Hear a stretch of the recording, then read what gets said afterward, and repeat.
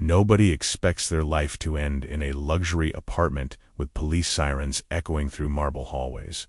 But that's exactly what happened to Marcus Wellington on a humid Thursday night in April 2019, when the woman he'd been keeping secrets with for 3 years finally decided those secrets had to die with him. The 911 calls started coming in around 10:30. Residents of the Meridian Towers in Collierville reported hearing what sounded like gunshots, followed by screaming. When officers arrived at Unit 4B, they found a scene that would shake the affluent community to its core. Marcus Wellington, a 41-year-old real estate developer and investment consultant, lay dead on his living room floor. His wife, Catherine Wellington, had been shot in the head, but miraculously survived, the bullet grazing her skull just enough to leave a permanent scar and permanent trauma. Standing in the kitchen, still holding the 9mm pistol she'd purchased just hours earlier, was 29-year-old Aria Stevens. She didn't run. She didn't hide. When police ordered her to the ground, she complied without resistance, her only words a chilling admission of what she'd almost done to herself instead. "I should have pulled the trigger on me too." But to understand how a young woman from Little Rock, Arkansas ended up in a Memphis suburb with blood on her hands and a dead lover on the floor, you have to go back 3 years earlier to a moment that seemed innocent enough at the time.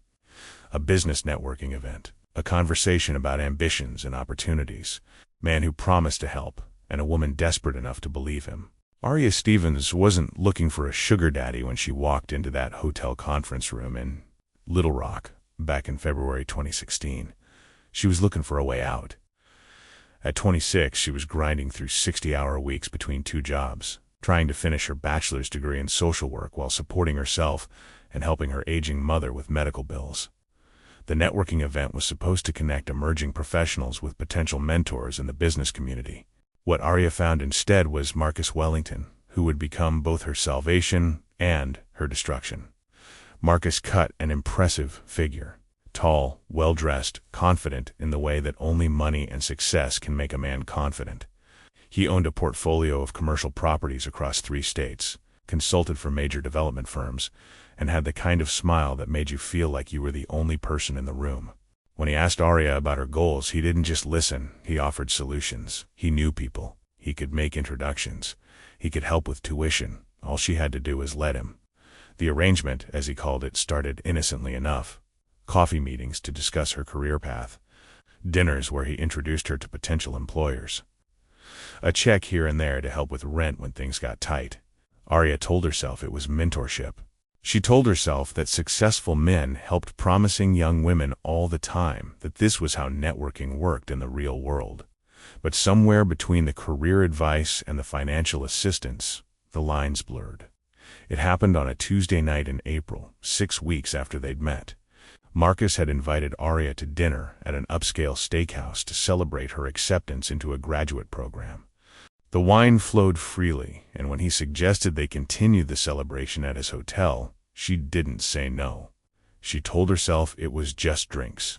She told herself she was in control.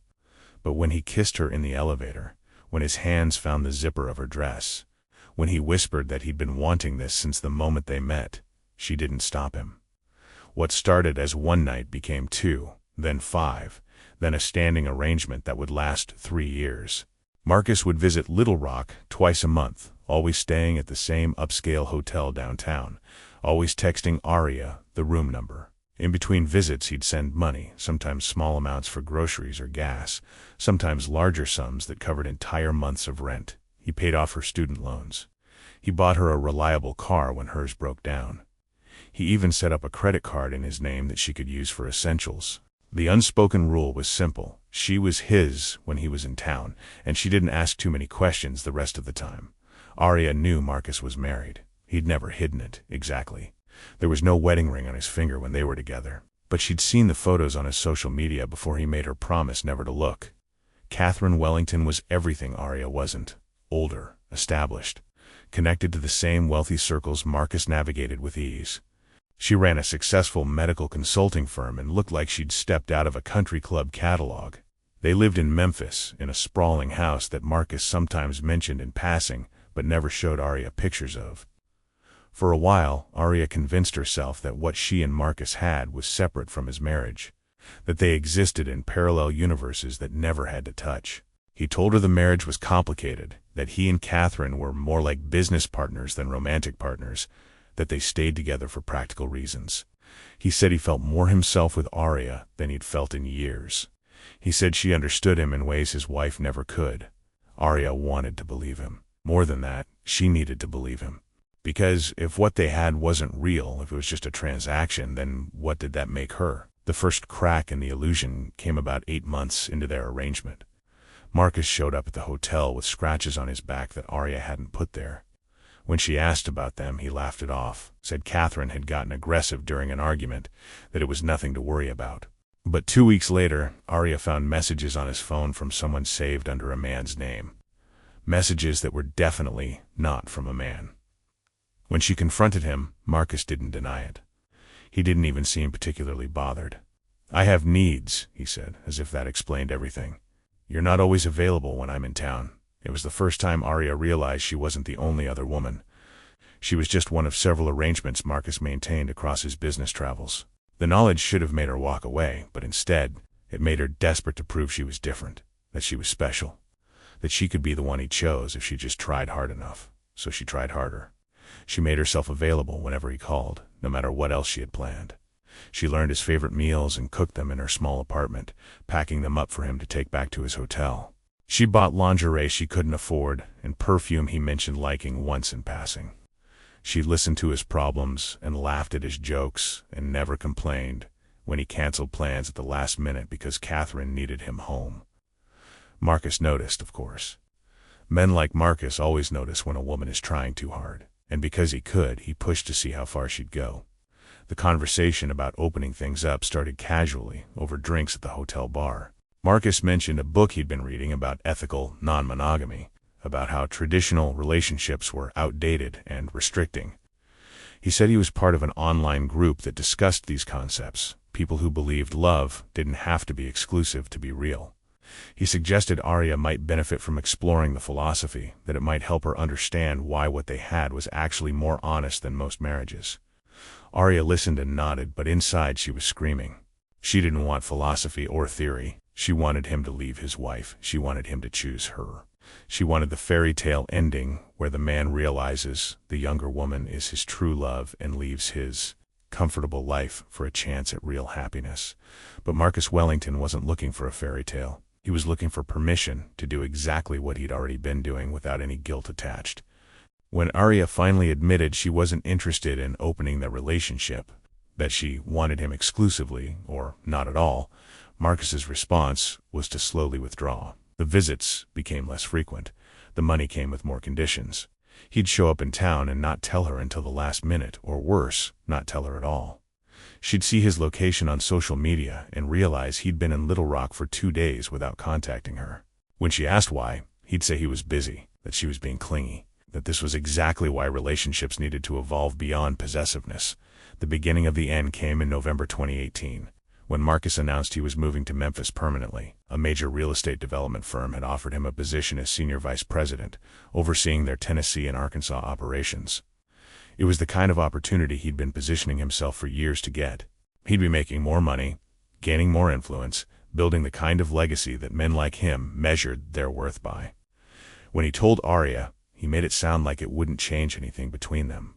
He'd still come to Little Rock regularly for business. They'd still see each other. If anything, being closer meant they could spend more time together.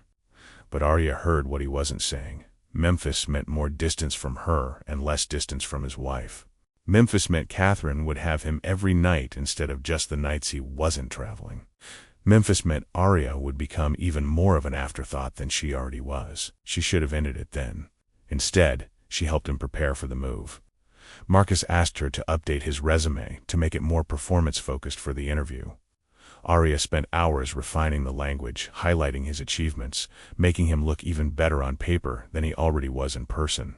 When he got the job, he didn't thank her. He asked her to plan his going-away party. Actually, he asked her to plan 2 parties. One was a casual gathering at an upscale cigar lounge for his business associates and close friends. The other was a formal reception at his church in Little Rock, where Marcus and Catherine had maintained membership despite living separate lives most of the time. Arya coordinated everything: the venues, the catering, the guest lists, the gifts. She spent nearly $3,000 of her own money on presents for him, expensive bourbon and custom humidors and other things she thought would remind him of her every time he used them. Marcus also instructed her on how to solicit cash gifts from other church members. He wanted to leave Little Rock with a financial cushion, and he knew exactly how to get well-meaning parishioners to open their wallets. Arya felt dirty making those calls, but she did it anyway. She always did what Marcus asked, even when it humiliated her. The worst part was watching him accept all of it, the parties and the gifts and the money, without ever once acknowledging what it cost her. Not just financially, but emotionally.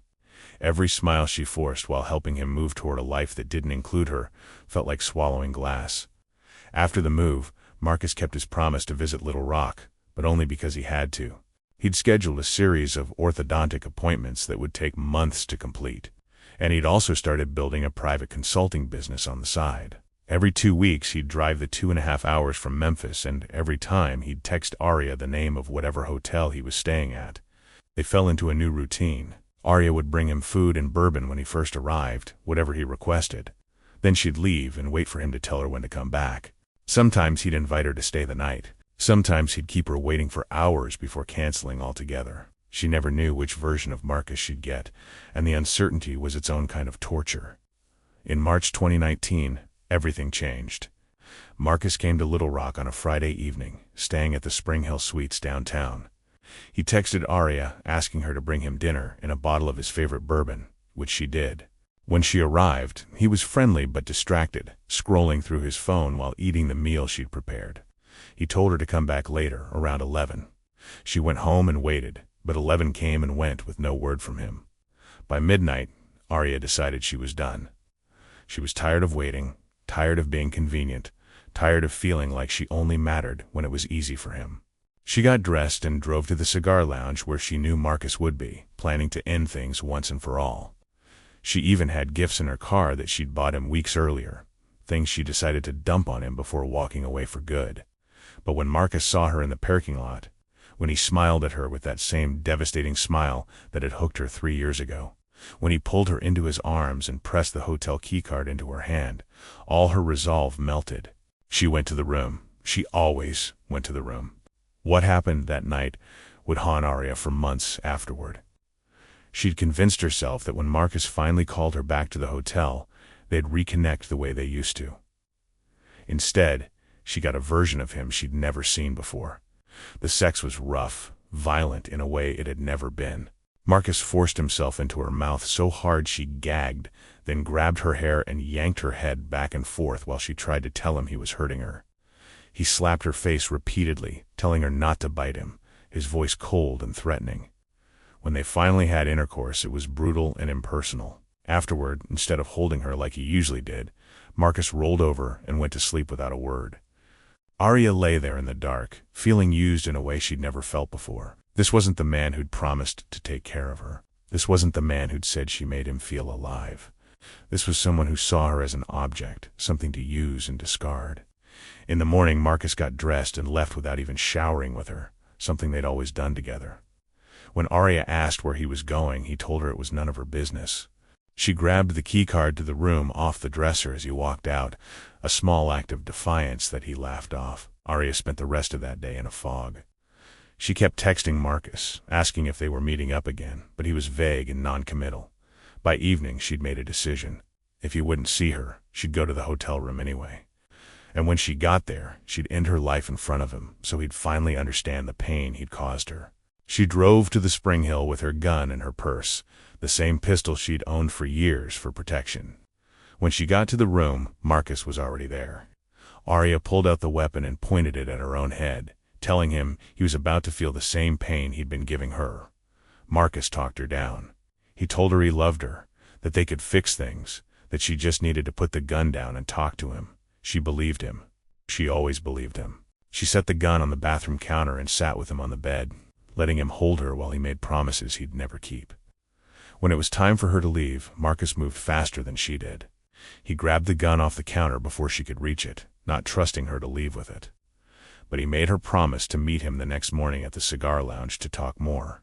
She agreed, desperate for any scrap of hope he'd offer. Arya knew she needed help. She drove to Pine Bluff to stay with a friend who was a therapist, someone who could watch over her and keep her safe from herself. She stayed there for several days, barely speaking to Marcus. When she finally came back to Little Rock, she thought maybe the space had been good for both of them, that they could start fresh. Then came April 4th. Arya sent Marcus a good morning text, the way she did every day. Hours passed with no response. Finally, in the afternoon, she checked her phone and saw his reply. 7 words that destroyed everything. "I think our time is up." He'd broken up with her via disappearing text message, the kind that vanished after being read once. No explanation, no phone call, no chance to talk or fight or beg. Just 7 words, and then nothing. Arya sat on her couch and wrote a suicide note to her family. The suicide note Arya wrote on April 4th at 3:14 in the afternoon was 8 paragraphs long. She typed it on her phone, knowing her younger sister would find it there when she went to check Arya's calendar for upcoming appointments. The note apologized for being a failure, for letting everyone down, for not being strong enough to keep fighting. It mentioned pain that had accumulated over 25 years, losses and disappointments that had finally become too heavy to carry. She asked her family to cremate her and not waste money on a service.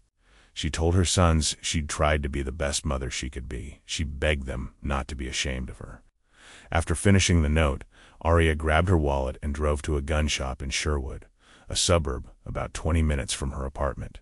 Didn't bring her purse, just her driver's license and debit card. She needed a gun because Marcus still had her other one, the weapon he'd taken from her in the hotel room 2 weeks earlier.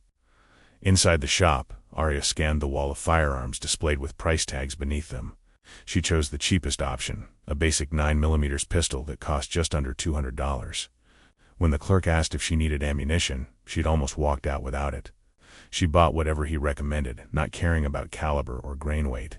None of those details mattered when you were planning to put the barrel against your own temple. The drive home took 15 minutes. Arya left most of the ammunition on her bed, loaded the gun in her car, and shoved the remaining bullets into her jacket pocket. She went inside long enough to leave money on her son's dresser, everything she could pull from the ATM. Then she got back in her car and started driving. The plan was simple. Johnson Park in Jacksonville, Arkansas. The name connected her to every man who'd ever hurt her. Jacksonville was Marcus's hometown. Johnson was her second ex-husband's last name, and the park sat on Ray Road, her father's middle name. It felt poetic in a dark way, ending everything in a place that symbolized all that accumulated pain. Arya took Interstate 440, the route that would lead her straight to Jacksonville. But 20 minutes into the drive, she saw the exit for Memphis. Something inside her shifted. Before she could talk herself out of it, she took the exit. She told herself she just wanted to see Marcus one more time, to look him in the face and ask why he'd done it this way, why he'd thrown away 3 years with a text message, why she wasn't worth a real conversation. Maybe if she understood, the pain would be easier to carry. As she drove, her phone buzzed. Marcus had sent another text, telling her he still loved her. The contradiction made Arya's head spin. How could he love her and discard her in the same breath? She texted back, trying to understand what was happening between them. By the time she reached downtown Memphis, it was dark. Arya knew Marcus spent Thursday nights at an upscale lounge called The Pocket, a members-only cigar bar where business executives gathered to smoke expensive tobacco and drink even more expensive bourbon. She'd never been there, but Marcus had mentioned it enough times that she knew the address. Finding parking in downtown Memphis proved harder than she'd expected. Arya circled the streets for nearly 30 minutes, frustrated by the pay-to-park systems and one-way roads she didn't understand. She was about to give up when she finally found a spot several blocks from the lounge. Walking through the unfamiliar city streets at night, alone and carrying a loaded gun in her jacket pocket, Arya felt like she was moving through a dream. Nothing seemed real. Not the cool April air, not the distant sound of music from nearby bars, not the weight of the weapon pressing against her ribs with each step. She was half a block from The Pocket when she saw him. Marcus was walking out of the lounge laughing at something on his phone. Arya's first instinct was to look away, to keep walking past him like she didn't exist. That had always been the rule when they were in public. She never approached him first. never acknowledged him unless he acknowledged her, because she never knew who might be watching. But Marcus looked up and saw her. His expression shifted from surprise to something almost pleased. "So you're just going to walk past me and not say anything?" he called out. And just like that, Arya stopped walking. She turned around. She went to him. She always went to him. They talked on the street corner for nearly an hour. Marcus explained that he'd broken up with her because she wouldn't agree to his terms. Because she kept trying to force something exclusive when he'd made it clear that wasn't what he wanted. But standing there under the streetlights, with Arya in front of him looking devastated, he softened. He said he still cared about her. He said they could work it out. There was just one thing they needed to do first. They needed to tell Catherine. Marcus explained that his wife had been open to the idea of non-monogamy for a while now. She had her own interests, her own arrangements. If Arya would just accept that their relationship didn't have to be traditional to be real, if she could be okay with him having other connections, then they could finally be honest. They could stop hiding. They'd tell Catherine tonight together and see where things went from there. He told Arya to drive to his apartment in Collierville, a suburb about 30 minutes away. He gave her the address and told her to go inside and make small talk with Catherine about tennis until he arrived. He had to stop by his boss's house first to drop something off, but it would only take 20 minutes. When he got there, they'd tell Catherine everything, and then they'd finally know if this could work. If Catherine said yes, they'd plan a trip to Kentucky together. A fresh start. If Catherine said no, they'd take that same trip and say goodbye properly. Either way, Arya would have closure instead of a disappearing text message. It was the hope that killed her, the possibility that this nightmare could turn into something good, that Marcus had only pushed her away because he was trying to figure out how to make things work. Arya wanted to believe it so badly that she didn't stop to question why he wanted her to sit alone with his wife, or why this conversation couldn't wait until tomorrow, or why he was so calm about revealing a 3-year affair. She just got in her car and drove to Collierville, her loaded gun still in her jacket pocket, completely forgotten in the surge of desperate optimism flooding through her chest. The drive to Collierville took 40 minutes through unfamiliar streets. Arya followed her GPS through neighborhoods that got progressively quieter and more expensive, until she reached the Meridian Towers, a upscale apartment complex with manicured lawns and decorative lighting. She circled the parking lot twice, unable to see the building numbers in the dark. Her hands were shaking on the steering wheel. She called Marcus. "I'm nervous. Can we just go somewhere and talk instead?" His voice was firm. "No, you wanted to talk to Catherine." "We're going to talk to her." Arya parked and sat in her car for several minutes trying to calm her racing heart. She was wearing the same jacket she'd put on hours earlier when she'd left Little Rock planning to kill herself. The gun was still in the pocket. In her anxious state, she'd completely forgotten it was there. When she finally walked to the apartment and knocked, Catherine Wellington answered the door with a warm smile. She was older than Arya had imagined from social media photos, maybe mid-40s. With honey-colored hair and the kind of polished appearance that came from regular salon visits and expensive skincare. She wore comfortable clothes, yoga pants, and a soft sweater, the uniform of someone relaxing at home after a long day. Arya, what a surprise. Catherine hugged her like they were old friends, even though they'd only met briefly once before at a church function. "Come in, come in." The apartment was beautiful, decorated with the tasteful minimalism of people who could afford to buy quality instead of quantity. Arya sat on one end of a plush gray couch, while Catherine settled on the other end, tucking her legs beneath her like a teenager at a sleepover. They talked about tennis. Catherine had been trying to get back into the sport after years away, and someone had mentioned that Arya played. The conversation was pleasant, easy, completely normal. Catherine offered her water, asked about her drive, commented on how nice it was to have company since Marcus was always working late. 15 minutes passed, then 20. Arya kept glancing at the door, waiting for Marcus to arrive and change everything. She could hear Catherine's phone buzzing periodically, could hear her call Marcus asking when he'd be home, telling him she had a surprise for him.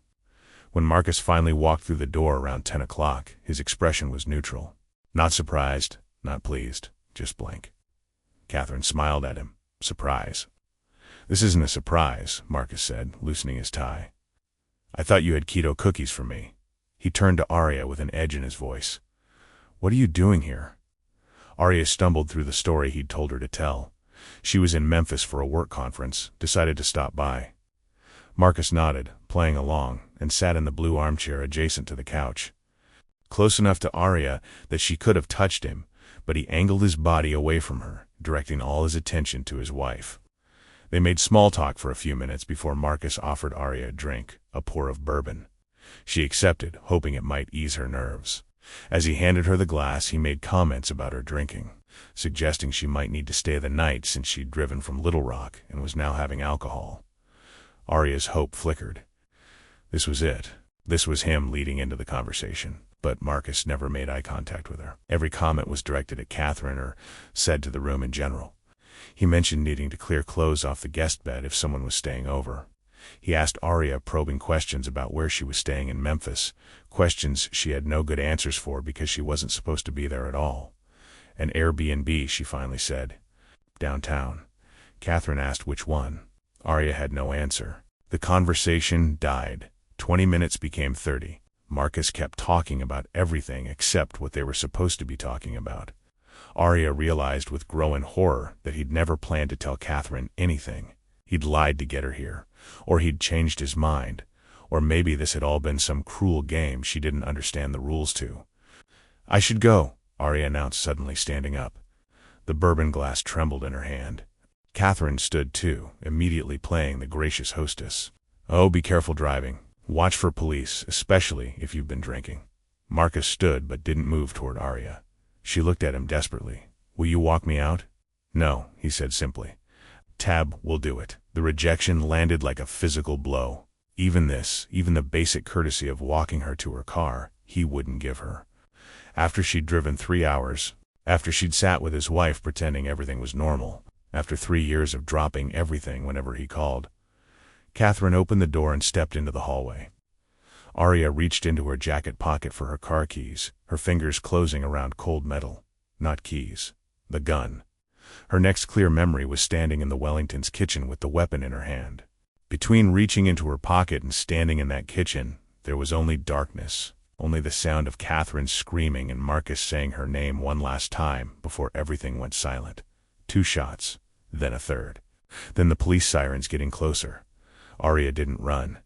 She just stood there holding the gun, looking at what she'd done, finally understanding that some kinds of pain don't end when you want them to. Sometimes they just transfer to someone else. The first officers through the door found Catherine Wellington crawling toward the hallway, blood streaming down the side of her face, trying to reach her phone. Marcus lay motionless on the living room floor, 3 bullet wounds in his chest and abdomen. Arya stood in the kitchen archway, the 9mm hanging loosely from her right hand. Her eyes fixed on something no one else could see. "Put the weapon down. Now." The command came sharp and urgent, but Arya moved in slow motion, as if underwater. She set the gun on the kitchen counter with careful precision, then raised her hands above her head. When they pushed her to the floor and cuffed her wrists behind her back, she didn't resist. She just kept whispering the same thing over and over. "I should have done it to myself. I should have done it to myself."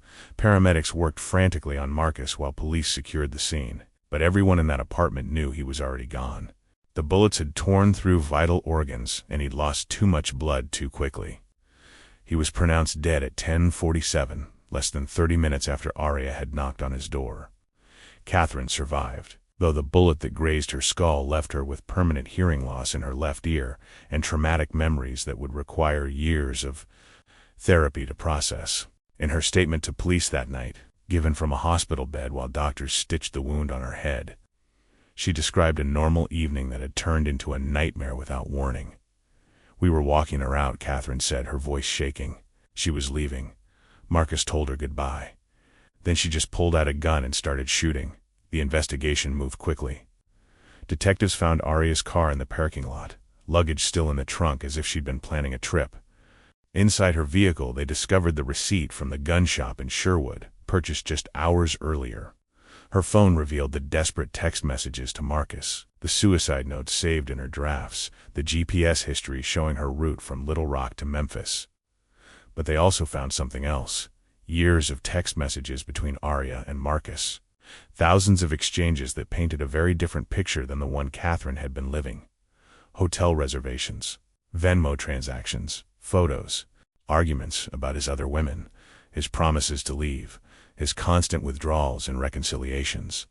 Evidence of a relationship that had been consuming Arya's entire life, while Marcus had been treating it like a hobby.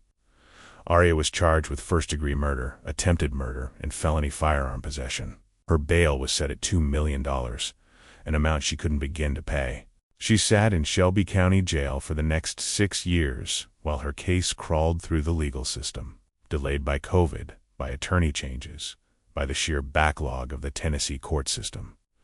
The prosecution's theory was straightforward. This was a crime of revenge and obsession. Arya Stevens had become so fixated on Marcus Wellington that when he tried to end their affair, she snapped. She drove to Memphis with a gun she'd purchased that same day. She manipulated her way into his home. When she realized he'd truly chosen his wife over her, she executed him in front of that wife as punishment. This was premeditated murder, plain and simple. The defense told a different story. Arya Stevens had been groomed and exploited by a man in a position of power who'd presented himself as a mentor before turning her into a mistress. Marcus Wellington had systematically isolated her, made her financially dependent on him, and used emotional manipulation to keep her trapped in a relationship that was destroying her mental health.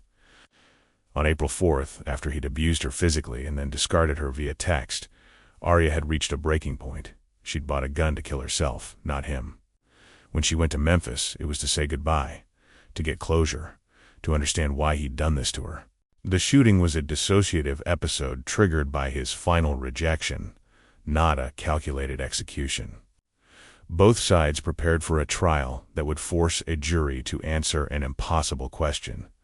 Where does victimhood end and accountability begin? The case attracted significant media attention, particularly in religious communities. Marcus had been respected in church circles, known as a generous donor and active volunteer. The revelation that he'd been living a double life, maintaining multiple affairs while presenting himself as a devoted husband, shook many people's faith in the institutions they'd trusted. Social media split into predictable camps.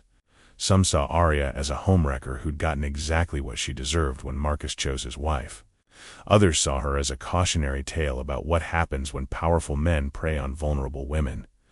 The truth, as usual, was more complicated than either narrative allowed. In November 2025, 6.5 years after that April night, the trial finally began. The prosecution wheeled in boxes of evidence. The defense assembled expert witnesses on coercive control and trauma responses. Catherine Wellington prepared to testify about the night her husband died in her arms. And Arya Stevens, now 35 years old, prepared to take the stand in her own defense, to tell a jury of strangers about the worst thing she'd ever done and beg them to understand why. The courtroom was packed on opening day. Journalists filled the back rows. Marcus's family sat on one side, Arya's on the other. Catherine Wellington took her seat in the front, her hand instinctively reaching for the scar hidden beneath her hair. Arya sat at the defense table in clothes her attorney had carefully selected to make her look sympathetic but not manipulative.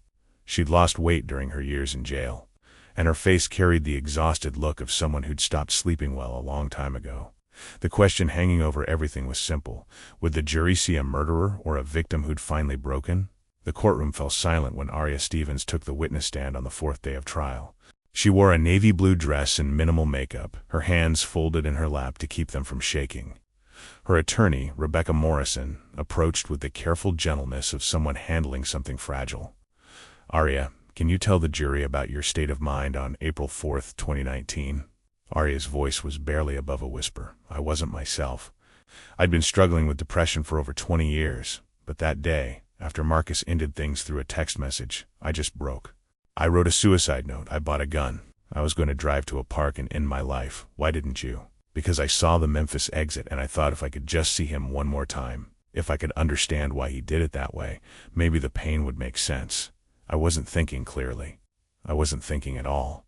Morrison walked her through the entire relationship, the affair that had started as mentorship, the financial dependence Marcus had created, the emotional abuse that had escalated over 3 years. Arya described the violent sexual encounter in March, the way Marcus had grabbed her hair and struck her face while forcing himself on her. Several jurors visibly flinched. When you went to the apartment that night, did you intend to hurt anyone?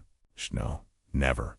Marcus told me we were going to tell Catherine about our relationship, that we'd finally have honesty. I had hope for the first time in weeks. Were you aware you had a gun in your pocket? Not consciously. I'd put on that jacket hours earlier when I was planning to kill myself. By the time I got to Memphis, I'd forgotten it was there. What do you remember about the shooting? Aria's composure finally cracked. Tears spilled down her cheeks as she struggled to speak. I remember reaching for my keys. I remember Marcus refusing to walk me out, Catherine opening the door. Then, nothing. The next thing I remember is standing in their kitchen with the gun in my hand, and Marcus on the floor. And I couldn't understand how I got there. The prosecutor's cross-examination was brutal. Jessica Chun was a veteran attorney known for her aggressive style, and she showed Aria no mercy. Miss Stevens, you drove 2.5 hours with a loaded weapon to the home of a married man you'd been having an affair with, correct? I drove to Memphis, yes, but I wasn't thinking about the gun. You purchased that gun just hours earlier, specifically because you said you needed one. Where was the gun you already owned? Marcus took it from me in March when I tried to hurt myself, so you knew you needed a weapon, and you went out and got one. That sounds like planning to me.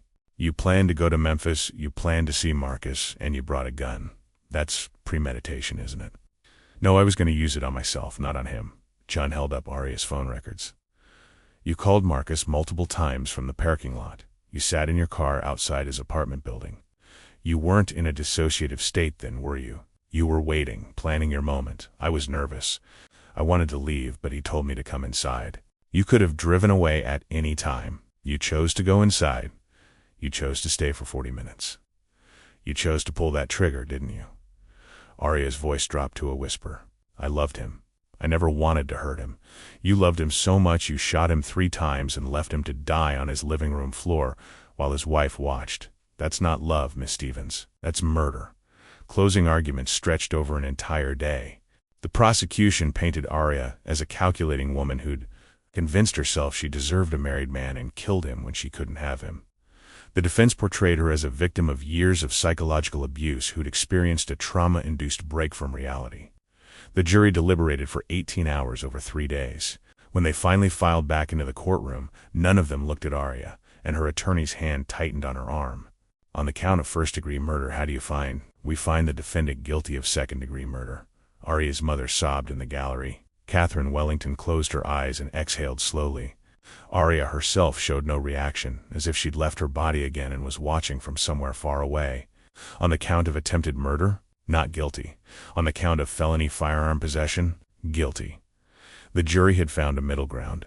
They didn't believe Aria had planned to kill Marcus when she left Little Rock, but they believed she'd made a choice in that doorway, a conscious decision to pull the trigger. They believed she'd intended to hurt Marcus, but not Catherine. They believed her suffering was real, but that suffering didn't erase what she'd done. At sentencing 2 months later, Aria was given 25 years for second-degree murder and 3 years for the weapons charge, to be served concurrently. With good behavior, she'd be eligible for parole in 15 years. She'd be 50 years old. Catherine Wellington gave a victim impact statement that left the courtroom in tears. She talked about the husband she'd lost, the trauma she still carried, the sound of gunshots she heard in her sleep. But she also acknowledged the complexity of what Marcus had done, the lies he'd told, the lives he'd damaged. She didn't forgive Aria, but she understood that there were no heroes in this story, only varying degrees of brokenness. Aria spoke last, her voice steady for the first time since the trial began. I can't undo what I did. I can't bring Marcus back or erase Catherine's pain. I'll carry this guilt for the rest of my life. All I can say is that I'm sorry, and I hope someday to become someone who could never do this again. As deputies led her from the courtroom in handcuffs, Aria looked back once at her family. Her sister was crying. Her sons wouldn't meet her eyes. She'd wanted Marcus to feel her pain, and instead, she'd just created more of it, spreading it to everyone she'd ever loved. The story that had begun with a promise of help and ended in a luxury apartment with 3 gunshots would follow everyone involved for the rest of their lives. A cautionary tale about the devastating consequences when power, manipulation, and desperation collide.